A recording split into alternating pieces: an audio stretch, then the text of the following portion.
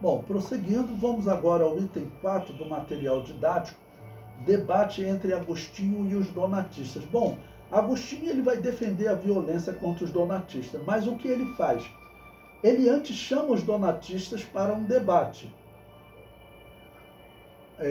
A história diz que Agostinho venceu o debate. Bom, irmãos, eu não descarto a possibilidade de, por exemplo, alguém defendendo uma heresia, se for debater com um cristão que não esteja bem preparado, e nesse período os cristãos viviam em dificuldade, as igrejas anabatistas viviam em dificuldade até pela perseguição dos católicos romanos. Então, que fossem pessoas simples, que não tivessem uma boa oratória, não tivesse boa condição de argumentar. Então eles dizem que Agostinho venceu o debate. Eu não descarto a possibilidade dele realmente ter vencido. Quanto à verdade, não tem como ele vencer, porque ele era um pagão. Ele defendia a mentira. Então, se ele, no debate, se saiu melhor, aquele que defendia o paganismo teria se saído melhor. Sendo que nós sabemos que na história eles não colocaram as doutrinas católicas em debate. O debate foi só sobre a questão do batismo, ou do rebatismo, como os católicos falavam. E nesse ponto, nesse tema reservado, ele pode até ter se saído melhor em termos de conhecimento histórico, tudo. E os donatistas, vamos dizer, como eu conheci alguns irmãos da Assembleia de Deus, às vezes pessoas tão simples, que não tinham facilidade de estudar e que às vezes tinham dificuldade de debater, né? Bom, eu coloquei aí um texto do historiador Justo Gonzalez para vocês. A obra está lá nas referências bibliográficas da obra dele, História Eclesiástica, que é muito boa, apesar dele ainda ter uma visão de que esses são cristãos. Ele acredita que Agostinho é cristão. É um absurdo, uma incoerência, porque esse indivíduo praticava paganismo. Bom, o historiador diz: essa recusa ao perfeccionismo também se revelará na sua defesa de um único batismo contra a prática donatista do rebatismo. Para Agostinho, os sacramentos são dons de Deus e a condição moral do oficiante não pode modificar o valor da graça que lhe é conferida. Preste atenção no que... Por isso que eu gosto de citar os historiadores para vocês. Tá bom? Isso aqui é um historiador reformado, protestante reformado, descrevendo como os católicos acreditavam. E o que Agostinho argumenta? Agostinho está defendendo uma mentira. Ele está dizendo que a condição moral do oficiante não pode modificar o valor da graça que lhe é conferida. Não é só isso. É a condição moral e herética do oficiante. Porque essa igreja católica romana, eu tenho mostrado para vocês os poucos textos dos donatistas que nós temos, eles diziam: essa igreja, ela não é uma igreja cristã. Esses sacerdotes não são sacerdotes de verdade. Nós acabamos de ler texto, eles dizendo, quando eles recebiam, esse mesmo Justo Gonzalez dizendo, quando eles recebiam, por exemplo, um bispo católico se converteu, ele dizia: não, aqui você não é obreiro, não. Tu vai sentar para aprender. Como um padre que hoje aceita Jesus, ele vai sentar para aprender. Ele é um novo convertido. Ele tem que provar que está liberto daquelas heresias. Eu já vi padre que se converteu. Tá? Isso pode acontecer, mas ele era um herege. Então, o batismo deles não tem valor porque eles eram uma seita. Mas você dizer que a condição moral, e esse debate está sendo colocado nesse tópico, por quê? Está focando só na condição moral. Por que da condição moral? Porque os bispos de Roma, durante a perseguição de Diocleciano, 98 anos atrás, tá bom? Vamos botar em termos redondos, 100 anos atrás, durante a perseguição, eles aceitaram praticar sacrifício para escapar da morte. Então, essa condição deles, os donatistas já falaram, olha, eles não são cristãos, batismo realizado por eles não vale. E Agostinho de Hipona está defendendo. Tem valor sim, mas na verdade não tem valor. Eles eram pagãos. É uma coisa muito séria, é como construir um templo do satanismo aqui do lado da igreja, aí surge uma perseguição, aí começa a matar os pastores, aí um pastor lá aceita lá para praticar um culto a Satanás, para não morrer, e praticar diversas vezes, foram 10 anos de perseguição, está sempre lá cultuando a Satanás. Acabou a perseguição, ele volta para a igreja normalmente? Não. O historiador prossegue. Independente das virtudes do sacerdote, o batismo é eficiente por si mesmo e não pode nem deve ser repetido. Mesmo que alguém tenha sido batizado por um herege, tal ato deverá ser validado pela igreja. Isso está errado. Mas era o que Agostinho de Hipona defendia.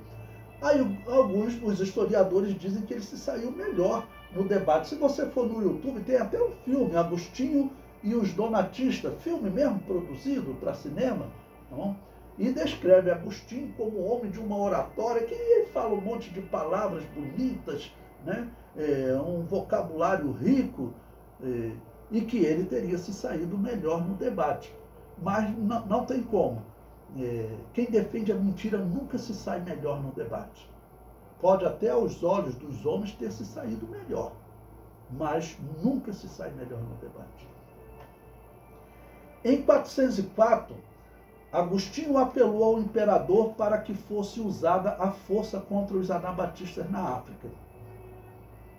Veja o que esse mesmo historiador diz. Em 404, um concílio de Cartago decidiu apelar ao imperador para que se aplicasse contra os donatistas as leis contra os hereges e os forçasse à unidade com os católicos. Então veja o método. Em 404 ele ainda não tinha conseguido, mas vai prosseguir. Em 411 ele vai conseguir. Os donatistas eram considerados cismáticos e Agostinho propõe que os transforme em hereges e assim possa usar a força do império. Em 405 da era cristã, um bispo católico chamado Maximiano de Bagai foi espancado e acusaram os donatistas.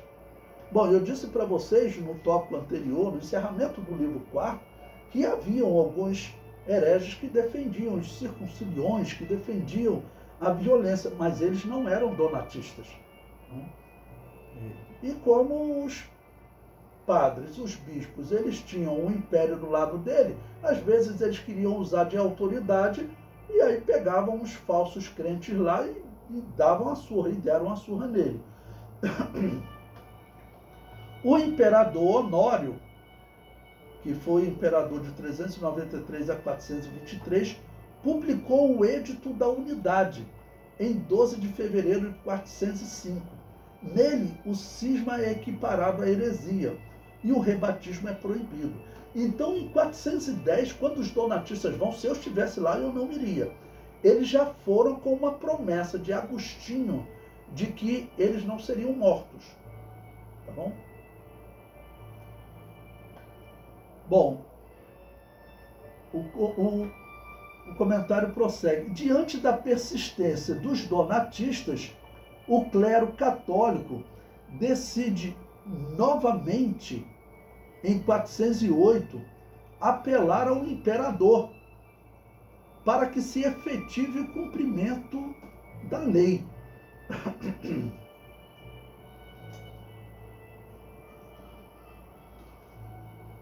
A partir dessa época, é possível ver com clareza, perdão, irmãos, que Agostinho defende a posição de que os hereges devem ser convertidos, se necessário, pela força.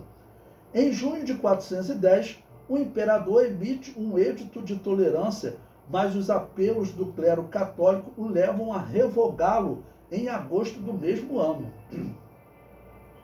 Em 411 da era cristã, em seu discurso em que defende a perseguição aos anabatistas, donatistas na linguagem católica, Agostinho de Hipona pretende mostrar que os donatistas não eram a verdadeira igreja de Jesus.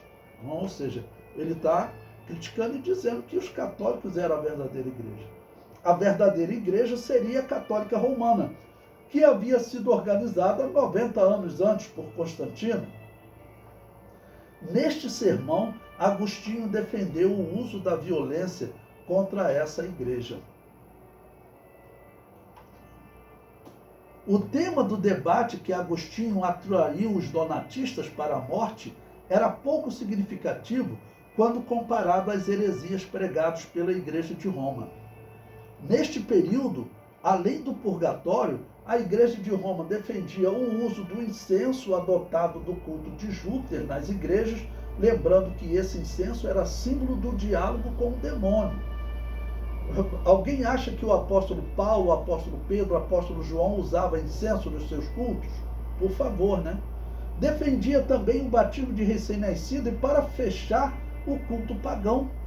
Eles já praticavam o culto aos mortos, que hoje eles chamam de dia de finados, graças ao teólogo Agostinho, que defendeu essa prática na sua obra O Cuidado Devido aos Mortos. Paganismo puro. A história comprova que os donatistas estavam certos. Eles definiam essa luta como uma luta entre a Igreja dos Mártires e a Igreja dos Traditores, ou ainda a Igreja de Deus contra a Igreja pagã. E cito novamente aí o historiador Justo Gonzalez. Cito o historiador José Gonçalves, da sua obra Religião e Violência na África Romana, Agostinho e os Donatistas. Esse trabalho, irmãos, é um trabalho de um historiador brasileiro, que os historiadores eles ficam espantados com essa violência. Então eu coloquei o link completo dessa obra para vocês podem baixar ela e ler, tá bom? É uma tese de mestrado em História da Universidade Federal do Espírito Santo. Isso aí é o que os historiadores contam. Ele vai dizer que a Igreja de Jesus praticava essa violência. Era para ele ver que existe outra igreja, existe uma igreja sendo morta. Por que ele chama o catolicismo de cristianismo? Bom, o historiador diz: o fim deste período é marcado pelo Concílio Conjunto, ou Colátio, de Cartago, em 411, convocado por ordem do imperador Honório. Tratou-se de um debate oficial instituído para dirimir todas as dúvidas e decidir qual deveria ser considerada a verdadeira igreja. A reunião foi conduzida pelo comandante militar imperial Flávio Marcelino, partidário do catolicismo.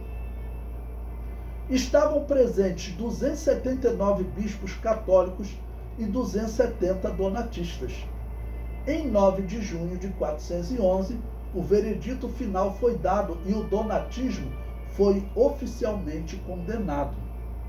É claro que eles já colocaram maioria católicos, né?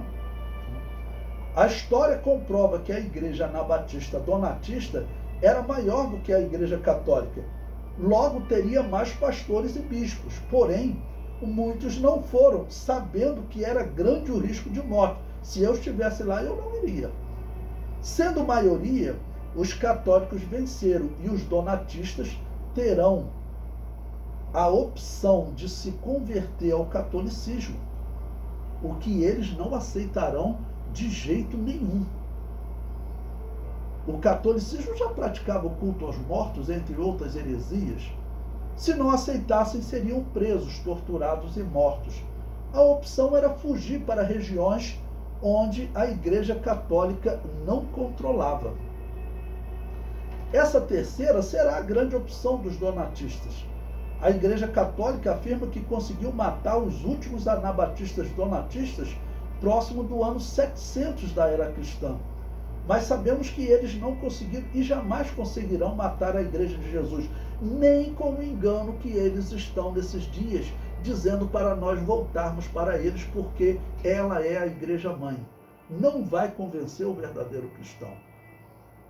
Jesus Cristo disse que surgiriam falsos cristos e falsos mestres e falsos profetas, pregando heresias e fazendo sinais que, se possível fora, enganaria até os escolhidos.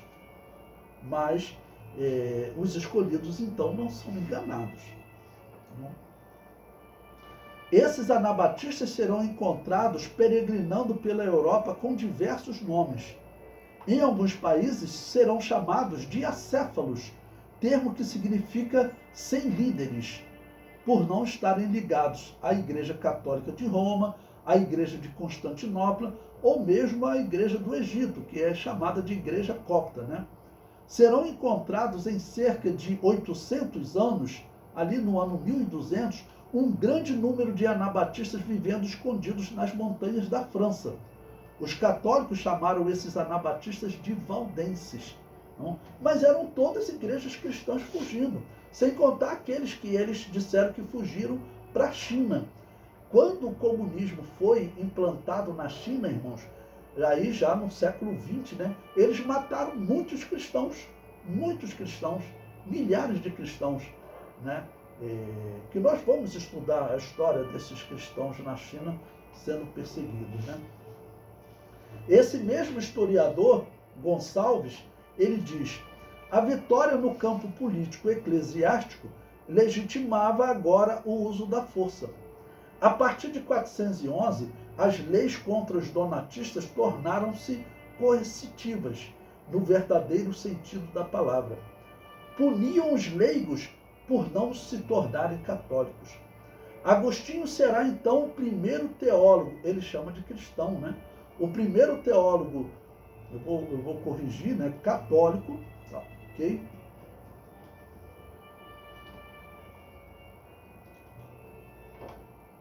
O primeiro teólogo católico, mudando aqui o comentário do historiador, a tentar construir uma justificativa teológica para o uso da violência contra os dissidentes da ortodoxia. Veja, o historiador chama de ortodoxia. O que ele entende de ortodoxia, meu Deus?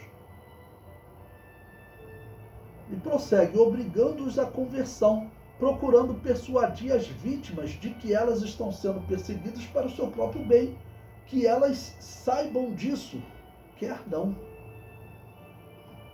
Então, essa visão que o mundo tem do cristianismo tem que mudar, irmãos, e nós que temos que dar esse testemunho. Quando eu mostrei para vocês o campo de extermínio que os filhos de Constantino construíram para matar os anabatistas e outras igrejas falsas e pagãos, todo tipo que não concordavam com o catolicismo. Eu falei para vocês, é uma obra em espanhol intitulada Os Crimes do Cristianismo. Essa obra não existe em português, só existe em espanhol. Essa obra tem que mudar o título dela, não é Os Crimes do Cristianismo, é Os Crimes do Catolicismo. O comentário prossegue. A Igreja Católica já fazia uso da força contra os cristãos anabatistas, mas Agostinho de Hipona foi o primeiro a ter a cara de pau de afirmar que essa era uma atitude correta diante de Deus e aprovada pelas Escrituras. Agostinho chamou esta doutrina de teoria da guerra justa, teoria da guerra santa, ou ainda teoria da guerra justa. As guerras que nós vamos estudar no futuro, que são chamadas de cruzadas, na verdade os católicos chamavam de guerra santa. Os historiadores é que vão começar a chamar de cruzadas, mas os católicos chamavam de guerra santa. Isso é mentira. Isso não é verdade. A verdadeira igreja cristã eram os montanistas, os novacianos, os donatistas e outros. Mas o catolicismo não era.